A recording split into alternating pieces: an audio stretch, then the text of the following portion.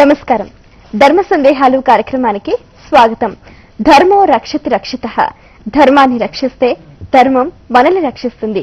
నిత్య జీవితంలో మనం ఎన్నో రకాల ధర్మాల్ని ఆచరిస్తూ ఉంటాం. ఏదైనా పనిని ప్రారంభించే ముందు ఇది చేయవచ్చు, చేయకూడదు, చేస్తే ఎలాంటి ఫలితమో, చేయకపోతే ఎలాంటి దోషం వస్తుందో, ఇలా రకరకాల సందేహాలు కలుగుతుంటాయి. సహజమే. ప్రేక్షకులు కలిగిన ధర్మ సందేహాలకు శాస్త్రీయ సమాధానాలు అందించడానికి మన ముందున్నారు ప్రణవ పీఠాధిపతి, త్రిభాషా మహాసహస్రావధాని డాక్టర్ వద్దిపర్తి పద్మాకర్ గారు. వారిని అడిగి మరిన్ని విషయాలు తెలుసుకుందాం. నమస్కారం అండి. మొదటి ఉత్తరాన్ని ఇచ్చిద్దామండి. హైదరాబాద్ నుంచి శిరీష రాస్తున్నారు. శ్రీశైల శిఖరం చూస్తే పునర్జన్మ ఉండదు అంటారు. కాశీలో మరణిస్తే మోక్షం అంటారు కదా, మరి కాశీకి వెళ్లటం కంటే శ్రీశైలం వెళ్తే చాలు కదా, తెలియజేయగలరు అంటూ రాస్తున్నారు. శ్రీశైల శిఖరం దృష్ట్వా పునర్జన్మ న విద్యతే అని మనకి ప్రామాణికం. ఎందులో అది మళ్ళీ ప్రామాణికం అంటే పద్మాకర్ గారు రాసిన శ్లోకం కాదుగా, ఆయనైతే ప్రామాణికుడు కాకపోవచ్చు. కాశీఖండం స్కాంద పురాణంలో ఒక భాగం. స్కాంద పురాణం అని చాలా పెద్ద పురాణాన్ని వ్యాసుడు చిట్ట చివరిగా మనకు అందించాడు. అందులోదే వెంకటాచల మహాత్మ్యం, అందులోదే రేవాఖండం అంటే సత్యనారాయణ వ్రత మహాత్మ్యం, అందులోదే ఈ కాశీఖండం. మొత్తం కాశీకి సంబంధించిన విశేషాలన్నీ అందులో చెప్పాడు. చాలా అత్యద్భుతమైన ప్రశ్న ఇది మాత్రం. అందులోనే ఒక అనుమానం వచ్చింది ఎవరికి? అగస్త్యుడి భార్య లోపాముద్రకి. అగస్త్యుడంటే ఇంకంతకంటే గొప్ప ఋషి లేడు. సాక్షాత్తు దక్షిణ దిగ్భాగంలో నక్షత్రంగా ఉంటాడు ఆయన మహానుభావుడు. ఆయన చాలా కాలం కాశీలో ఉన్నాడు. దేవతల కోసం ఒక గొప్ప కార్యం సాధించడం కోసం భార్యతో పాటు కాశీ విడిచిపెట్టి దక్షిణాదికి వచ్చేశాడు పాపం. ఇంకా అటు వెళ్ళడానికి లేకపోయింది. ఆ వస్తున్నప్పుడు దారిలో శ్రీశైలం దగ్గరకు వచ్చాడు. అక్కడికి వచ్చాక పెద్ద కొండ ఉంటుంది. ఆ కొండ మీద నుంచి శ్రీశైల శిఖరాన్ని చూపిస్తారు. అక్కడి నుంచి శిఖరం కనపడితే ఇక వాడికి పునర్జన్మ ఉండదు. ఈ విషయాన్ని లోపాముద్రతోటి అగస్త్యుడు అన్నాడు. అంటే ఇప్పుడు ఇంతకీ మీరు అడిగిన ఆ ప్రశ్నలో ఉన్న ఆ శ్లోకం ఏదన్నమాట? శ్రీశైల శిఖరం చూస్తే పునర్జన్మ ఉండదని అడిగిన ప్రశ్న సంస్కృతంలో శ్లోకమే.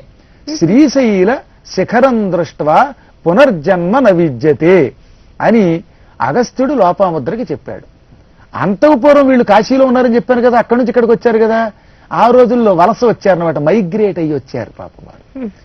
అప్పుడు అక్కడుండగా ఏం చెప్పాడు? కాశ్యాంతు మరణాత్ ముక్తి. మరణాత్ మరణము వలన. ఎక్కడ మరణిస్తే?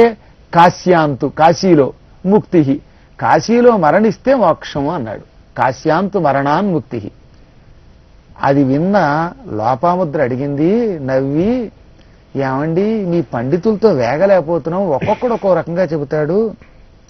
మీరింతకు పూర్వం కాశీలో మరణిస్తే మోక్షం అన్నారు, ఇప్పుడు శ్రీశైల శిఖరం చూస్తే మోక్షం అన్నారు. కాశీలో ఎప్పుడో చచ్చాక వచ్చే మోక్షం కంటే శ్రీశైలం వచ్చి శిఖరం చూసి హాయిగా ఈ జన్మలోనే పునర్జన్మ లేకుండా ఉండే మోక్షం పొందవచ్చు కదా. పునర్జన్మ లేదంటే మోక్షమేగా. ఇది సుఖం కదా. ఎందుకని? చచ్చిన తర్వాత కదా మోక్షం, శిఖరం చూస్తే మోక్షం అంటున్నారు కదా అన్నది. ఆవిడ ఏమని అడిగిందో ఆ శ్లోకం చెబుతా వినమ్మా. శ్రీశైల శిఖరం దృష్ట్వా పునర్జన్మ న విద్యతే యదమేవ హి సత్యం చేత్ కిమర్థం కాశీ ఇష్యతే అంది. శ్రీశైల శిఖరం చూస్తే పునర్జన్మ ఉండనట్టయితే యదమేవ హి సత్యం చేత్ అంటే ఇదే నిజమైతే కిం అర్థం కాశీ ఇష్యతే ఇంకెందుకు కాశీ వెళ్ళడం అంది. ఇక్కడే మోక్షం పొందొచ్చు కదా అంటే అద్భుతమైన ప్రశ్న వేశావు. ఇప్పుడు చెబుతున్నా విను సమాధానం. కాశీలో మరణిస్తే మోక్షం వచ్చి తీరుతుంది. చీమకి, దోమకి, నల్లికి కూడా అక్కడ చస్తే శివలోపం వస్తుంది, శాశ్వతంగా కైలాసంలో ఉంటాడు. కానీ శ్రీశైల శిఖరం చూస్తే పునర్జన్మ ఉండదు అంటే అంతరార్థం ఏమిటంటే, శ్రీశైలం వచ్చి ఇక్కడ నుంచి శిఖరాన్ని చూస్తే ఈ వ్యక్తికి వచ్చే జన్మలో కాశీలో మరణించే యోగం వస్తుందిట. అక్కడ కాశీలో మరణించాక ఏమవుతుంది? మోక్షం వస్తుంది. అంటే శ్రీశైలం తన శిఖర దర్శనం చేసిన వాణ్ణి కాశీలో మరణించే యోగం కలిగిన జీవిగా మారుస్తోంది. కాశీలో మరణించాక మోక్షం వస్తోంది. కాబట్టి కాశీ ఏం చేస్తోంది? సరాసరి అక్కడ చావగానే మోక్షం ఇస్తోంది. కానీ శ్రీశైలం ఏం చేస్తోంది?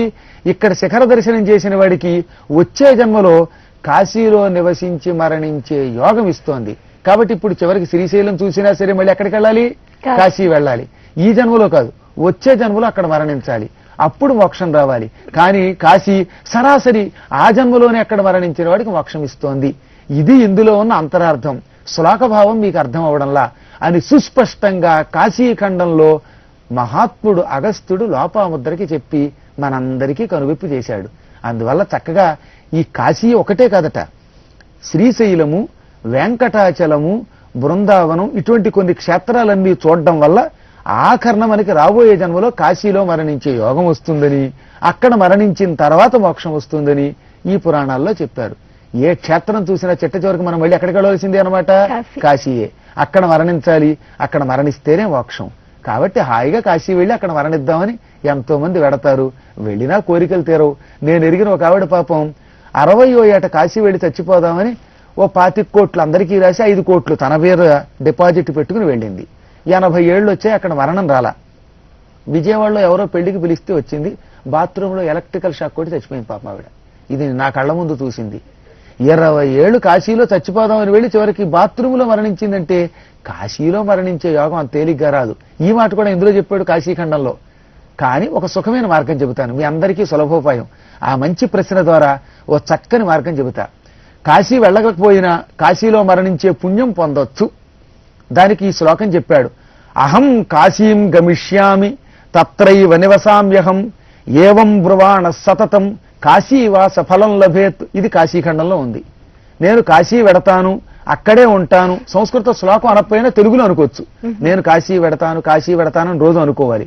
అక్కడే ఉంటాను, అక్కడ ఉంటాను కాదు, అక్కడే ఉంటాను. తత్రైవ నివసామ్యహం ఏవం బ్రువాణ సతతం. ఇలా రోజు అనుకుంటే, ఇవాళ అనుకుని మళ్ళీ ఏడాది తర్వాత అనుకుంటే మళ్ళీ ఉపయోగంలా.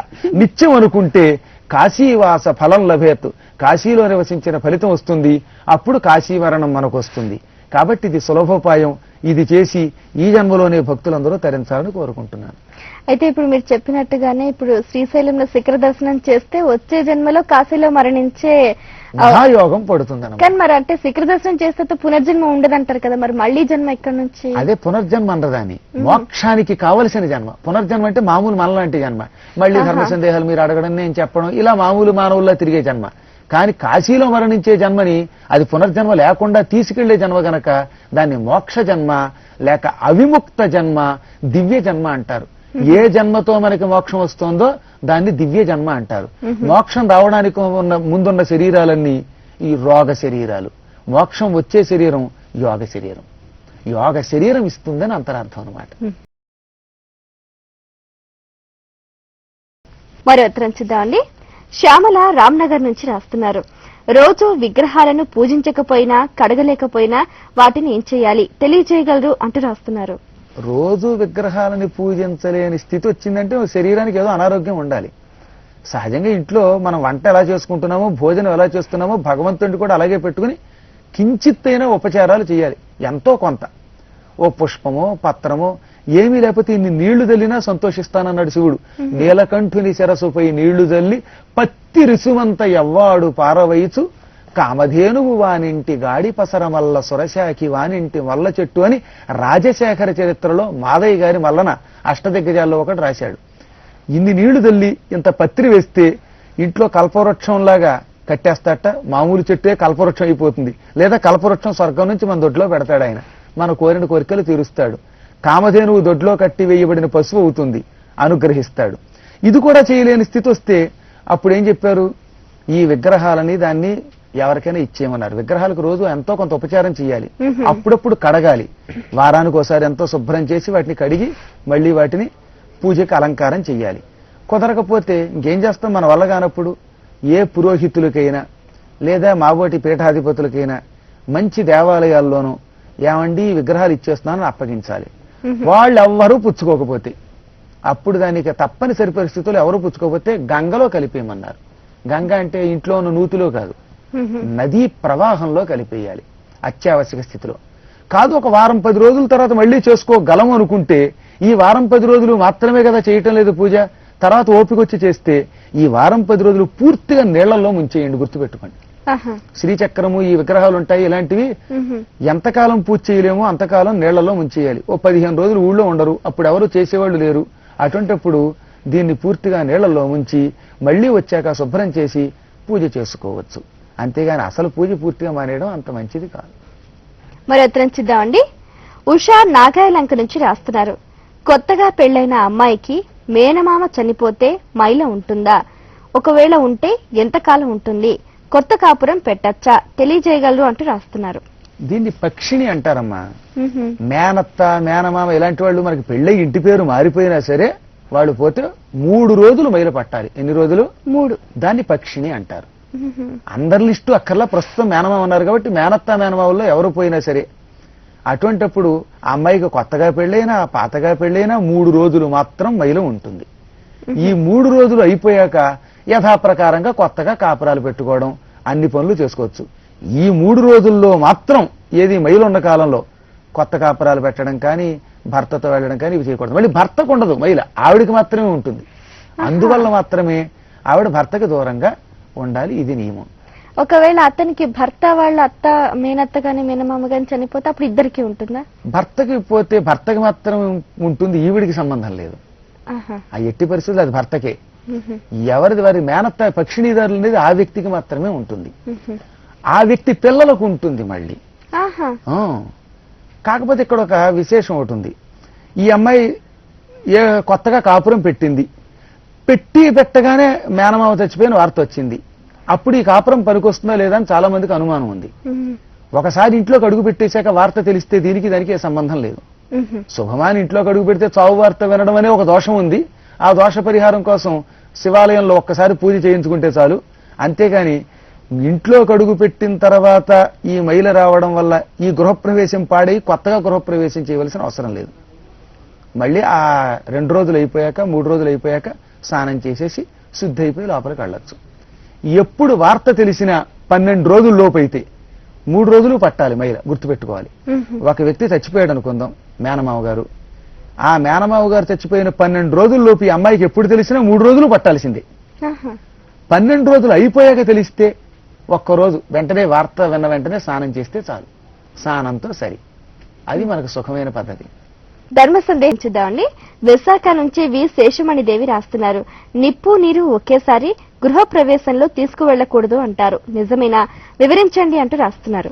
ఒక్క గృహప్రవేశ సమయంలోనే కాదు, అసలు ఎప్పుడూ నిప్పు నీరు ఒకేసారి చేతులతో పట్టుకుని వెళ్ళకూడదు.